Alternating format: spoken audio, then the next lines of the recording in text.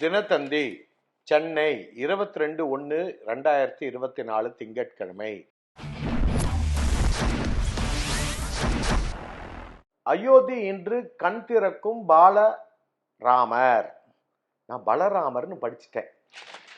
பாலராமர் கண் திறப்ப இன்னைக்கு 12:20. ஆமா. ராமர் கோயில் இன்று கும்பாபிஷேகம். சேலத்தில் திமுக இளைஞரணி மாநாடு, மாநில மாநாடு. கவர்னர் பதவியை நிரந்தரமாக அகற்ற வேண்டும், முதலமைச்சர் முன்னிலையில் தீர்மானம் நிறைவேற்றப்பட்டது. கவர்னர் ஆட்சியை கலையுதா? இந்த ஆட்சி கலைஞ்சாதான் கவர்னர் ஆட்சி வரும். கவர்னர் ஆட்சி எப்படி கலைக்கிறது? இது நிறைவேற்றிருக்காங்களா? ஒண்ணு இல்ல, எப்படி போய் கையை வச்சு கலைச்சு விட்டா இல்ல சரியாயிடும். சும்மா கடிக்காத. ஏழ்மலையான் மிஞ்சும் ராமர். இந்தியாவிலேயே ஏழ்மலையானுக்கு மட்டும் 1500 கோடி வருமானமா ஒரு வருஷத்துக்கு. ஆனா கடந்த 4 வருஷத்திலே 3 வருஷத்திலே பாத்தீங்கன்னா இவங்களுக்கு 1666 கோடி வந்துருக்குதா ராமர் கோயிலுக்கு. ஏழ்மலையான செகண்ட் பிளேஸ்க்கு தள்ளிட்டாங்களே. ஸோ இதுல இருந்து என்ன தெரியுதுன்னா, இப்போ எப்படி ஒரு ஹீரோஸும் மார்க்கெட் ரேஞ்சில் அவங்களோட ஸ்டார் வேல்யூ ஏறிட்டே இருக்கு. ஸோ இப்போ எப்படின்னா வெங்கடாஜலபதியோட ஸ்டார் வேல்யூ குறைஞ்சு போச்சு. இப்போ இனிமேல் ராமருடைய ஸ்டார் வேல்யூ ஏறப்போகுது. ஸோ இனிமேல் அவர் தான் சூப்பர் ஸ்டார். கடைசியில் கடவுளை கூட விட மாட்டீங்களாடா நீங்க? அப்படி பார்த்தா அனந்த பத்மநாப சுவாமி தான் நம்பர் 1. அவர் தான் இன்னும் நிறைய பணம் வச்சிருக்கிறார். அயோத்தி ராமர் கோயில் கும்பாபிஷேக நிகழ்ச்சியை பொது இடங்களில் நேரடியா ஒளிபரப்பு செய்யக்கூடாதான். எல்இடி எல்லாம் வச்சு கோயில்கள்ல இல்ல பொது இடங்கள்ல அதெல்லாம் தூக்கிட்டாங்களாம். அப்ப யூடியூப்ல கூட பார்க்க முடியாதா? யூடியூப் பொது இடமாடா, அது சைபர். கோவையில் 2 பேருக்கு கொரோனா. ஐயோப்பா 2 பேர் கொரோனா வந்துருந்தாங்க கோயில்ல. 31 பேர் எண்ணிக்கை உயர்ந்திருக்குதான்ப்பா தமிழ்நாட்டுல. நான் ஆல்ரெடி மாஸ்க் போட்டுட்டேன். எதுக்கு தள்ளி உட்கார்? நான் போடல. தயவுசெய்து யாரும் இதை ஜோக்கா எடுக்காதீங்க. எல்லாரும் மாஸ்க் போடுங்க, நல்லது. ஏன்னா எப்ப எங்க யாருக்கு இருக்குன்னு நம்மளுக்கு சொல்ல முடியாது. அது கன்னித்தீ வந்துடுது பாருங்க. இருக்கு, நான் தரேன், இரு, நான் படிச்சுட்டு தரேன், அவசரப்படாது. எவ்வளவு நேரம் தான் இந்த பேப்பரை புரியாம பாக்குறது? வெற்றி உங்கள் காலடியில் சமர்ப்பிப்போம். நாடாளுமன்ற தேர்தலில் போட்டியிட இளைஞர்களுக்கு வாய்ப்பு தாருங்கள். மாநாட்டில் முதலமைச்சர் மு.க. ஸ்டாலினுக்கு உதயநிதி கோரிக்கை. அதாவது என்னன்னா இந்த இளைஞர்களை பத்தி சொல்லியே ஆகணும். நீங்க பாத்தீங்கன்னா இளைஞர்கள் எல்லாரும் வர வேண்டும், அரசியலுக்கு வர வேண்டும் சொல்றாங்க. ஆனா இளைஞர்கள் எல்லாம் போனான்னு வச்சுக்கோங்களேன், அரசியல்ல முன் அனுபவம் இருக்கணும். அப்பதான் முன் அனுபவம் இருக்கணும். அப்பதான் உன்னால சாதிக்க முடியும் அப்படின்றாங்க. ஸோ அதனால நான் என்ன சொல்றேன்னா, இந்த 50 வயசு 60 வயசுக்கு அப்புறம் நீங்க போய் சேர்ந்தீங்கன்னா அப்பவே இளைஞர் ஆயிட்டீங்க. ஸோ அப்பதான் உங்களுக்கு எடுத்துப்பாங்க உங்களை. புரியுதா? 50 வயசுனா இளைஞர். ஆமா. அப்ப நான் பாலகன், குழந்தை. ஆமாடா, 50 வயசு தான் இளைஞர்னா 60க்கு மேல இருக்கவங்களா குழந்தை தானே. தனுஷ்கோடி கடலில் பூத்துவி பிரதமர் மோடி வழிபாடு. தனுஷ்கோடி கோடியா வாங்குறாரா? சும்மாரா, இன்கம் டாக்ஸ் ஆபீசரோட மோசமா இருக்கிற. தனுஷ்கோடின்ற ஒரு இடம்டா. அந்த கோடியில பிரதமர் மோடி பாருங்க. தனுஷ்கோடி பிரதமர் மோடி பூத்துவி வழிபாடு. இப்படி போட்டுக்கலாம். தமிழ் பத்திரிகையில ஹிந்தி வருது. இது பாருங்க, ஹிந்தி வந்திருக்குது. இது என்னது? இன்னொன்னு ஹிந்தி வந்திருக்குது. ஏப்பா இது என்ன? படிங்க, சத்தமா படிங்க.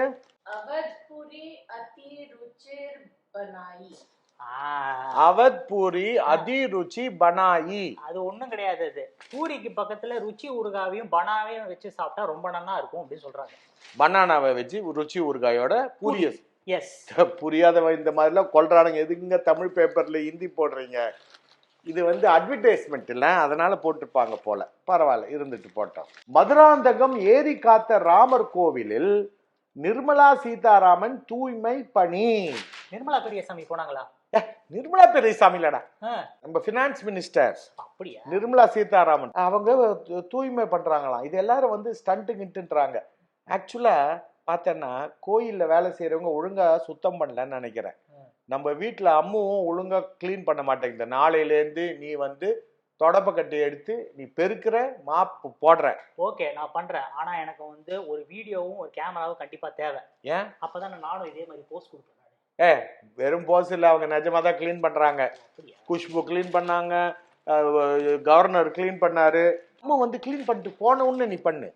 கிளீனா இருக்கிற இடத்துல க்ளீன் பண்ணா நல்லா இருக்கும். சரியா? என்னடா எல்லாமே ஃபுல்லாவே ராம ராம ராம. அதான் நான் சொல்றேன், நான் தந்தின்னு வரதுக்கு பதிலா வந்து ராமர் தந்தின்னு வந்திருந்ததுன்னு வச்சுக்கோங்களேன், கரெக்டா இருந்திருக்கும். ஏன்னா வந்து ஃபுல்லா ராமர் பத்தியே தான் நியூஸ் இருக்கு. நடிகை ஷக்கீலா மீது தாக்குதல். Oh my God, what is the matter? அவங்க சங்க தலைவி ஷக்கீலா. சங்க தலைவி ஷக்கீலாவா? ஷக்கீலா தலைவர் மன்றத்துக்கு வச்சு ரசிகர் மன்ற தலைவரா நீ? எஸ். கஷ்டம்டா. சரி, இந்த அந்த பேப்பர் கொடு, இந்த அது புடி, போதும் கொண்டா, அட்டை கொடு. ஹிந்தி. ஹிந்தி படி. பூரிகிரின்னு பசியை கலப்பாத, ஏற்கனவே பசியில் இருக்கிறேன் நான். சரியா? ஏய், வெப் தொடராகுது காந்தி வாழ்க்கை. பிரதீப் காந்தி நடிக்கிறாரு. அதான் நான் பார்த்தேன், பிக் பாஸ் முடிஞ்சதுக்கு அப்புறம் அந்த நேம் அப்படியே நம்மள வந்து ஃபாலோ பண்ணிட்டே இருக்கு. பிரதீப் காந்திடா, பிரதீப் காந்தி இல்ல, பிரதீப் ஆண்டனி அவரு. சரியா? அயோத்தி கோவில் கும்பாபிஷேகத்தில் நடிகை சுகன்யா பாடிய பக்தி பாடல். எனக்கு தெரியுமே அவங்க பாடின பக்தி பாடல். என்ன? சின்ன ராசாவே சிட்டெரும்பு என்ன கடிக்குது. அது பக்தி பாடல். அது பின்ன வேற என்ன பாடல்? அது பரவச பாடல். பக்தி பாடல் ஏதோ பாடி இருக்காங்களாம், அது வரும். பரவாயில்லையா, பாட்டெல்லாம் பாடுறாங்க. செருப்பு அணியாத விஜய் ஆண்டனி. சபரிமலை போறாரா? இல்லப்பா, அவர் சொல்றாரு எனக்கு செருப்பு போடுறதுல தோணல, அதனால போடல. எனக்கு தோன்றப்ப நான் போட்டுக்கிறேன்னு. ஆனா அதை நியூஸை எடுத்து போட்டிருக்காங்க. போட்டு அந்த நியூஸை நான் படிக்கிறேன் பார். நல்ல காலம், விஜய் ஆண்டனி மாதிரி நானும் போடலை, இல்லாட்டா அத்தாலே அடிச்சுக்க வேண்டியிருக்கோம். சரி, கதை திருட்டு புகாரில் சிக்கிய தனுஷ் படம். இந்த மில்லர்னு வந்துச்சே, கேப்டன் மில்லர். ஆமா. எனக்கு ஒரு சின்னதா ஒரு டவுட்டு. இந்த கதை திருட்டு வந்து சொல்றாங்களே, ஒண்ணு அவங்க வந்து என்னன்னா ஆடியோ லான்ச்சுக்கு அப்புறமா கதை திருட்டு அப்படின்றாங்க, இல்ல ட்ரெய்லர் பார்த்ததுக்கு அப்புறமா கதை திருட்டுன்றாங்க, இல்ல வந்து என்னன்னா படம் ப்ரமோஷன் பண்றாங்களா கதை திருட்டுன்றாங்க, இப்ப படம் ரிலீஸ் ஆனவனே கதை திருட்டுன்றாங்க. சோ அப்ப எப்பதான் சொல்றது அதுன்னு எனக்கும் புரியல. அது இந்த இதெல்லாம் முன்னாடியே தெரியாதா? படம் வெளில வந்தாதானே என்ன கதைன்னு தெரியும். ஓ இந்த கதை நம்ம கதைன்னு அப்பதானே புரியும். முன்னாடி எப்படி தெரியும்? நான் நினைக்கிறேன் அடுத்த தடவை வந்து இந்த டிஸ்கஷன் பண்ணுவாங்கல்ல ஒரு ரூம்குள்ள, அப்பவே வந்து வெளியில நியூஸ் போய் கதை திருட்டாயிடுச்சு அப்படின்னு சொல்லிடுவாங்கன்னு நினைக்கிறேன். போக போக அது பேசாம பிக் பாஸ்ல 24 மணி நேரம் கேமரா வச்சா மாதிரி உங்களை கொண்டு உட்காந்து வச்சுட்டு சும்மா தானே இருக்கு. அங்க போயிட்டு கதை டிஸ்கஷன் பண்றா, எல்லாரும் பாத்துக்கலாம். அப்புறம் கதை நம்ம கதையா இல்லையான்னு தெரிஞ்சுக்கலாம். அப்பவே ஆன் த ஸ்பாட் ஸ்டாப் பண்ணிட்டு sorry this is my story அப்படின்னு சொல்லி இருக்கலாம். கரெக்ட். ஏன்னா பிக் பாஸ்ல சரியான கதைகள் அமைய மாட்டேங்குது. அதில் இந்த மாதிரி கதைகள் சொன்னாலும் அது கரெக்டா இருக்கும். ஆனா அங்கே கதை ஃபுல்லாத்தையும் தெரிஞ்சுக்கிட்டா தேட்டருக்கு யாரும் போய் பார்க்க மாட்டாங்களே. எல்லாமே தப்பா இருக்குறா. அவ்வளவுதான். இன்னைக்கு ஃபுல்லா பாத்தீங்கன்னா ஜிப்மர் ஆஸ்பத்திரி அரை நாள் விடுமுறை அறிவித்ததை எதிர்த்து வழக்கு முடித்து வைப்பு. அட்லீஸ்ட் இந்த காலத்துல ஒரு வழக்காவது முடிஞ்சு போச்சு. நீ வேற, அது நேத்தி தான் போட்டாங்க, நேத்தியே வந்துச்சு. அப்புறம் சிங்கப்பூர் சலூன், அப்பா ரொம்ப நாளைக்கு அப்புறம் வேல்ஸ்ல வந்து doctor Aishwari Ganesh presents RJ Balaji in Singapore saloon. Yes, அவர் கதைகள்லாம் ரொம்ப டிஃப்ரெண்டாவே இருக்கும். அவர் is a very good analyser. எப்படி என்ன ஜனங்களுக்குலாம் எப்படி கொண்டு போய் சேர்த்தா கரெக்டா இருக்கும்னு சொல்லிட்டு ஆர்ஜே பாலாஜி சூப்பரான ஸ்கிரிப்டை வந்து சூஸ் பண்ணி நடிக்கிறாரு. ஆனா நான் போக முடியாது அந்த படத்துக்கு. ஏன்னா படத்துக்கு போறவங்களுக்குலாம் முடி வெட்டுறாங்களாம், அதனால நான் போக முடியாது. சரியா? இன்னைக்கு நைட்டு 9 மணிக்கு உங்களோட கொஸ்டின் அண்ட் ஆன்சரோட வந்து எங்களை பாருங்க. அது வரைக்கும் பை சொல்வது சுரேஷ் தாத்தா, லக்ஷ்மிகாந்த். பாய். ஏக் காவோ மே ஏக் கிசான், அது மட்டும் தான் எனக்கு தெரியும். எனக்கு